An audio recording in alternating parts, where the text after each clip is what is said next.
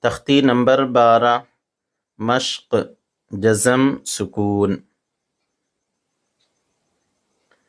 جس حرف پر جزم ہو اس کو پچھلے والے حرف سے ملا کر پڑھتے ہیں۔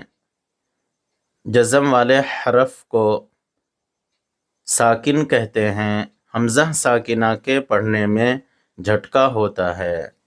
تجری، تقوی، یغنی، نشرت، رفعت، ینقلب، لیس، حشرت، یعلم، سطحت، یوسوس، یسقى۔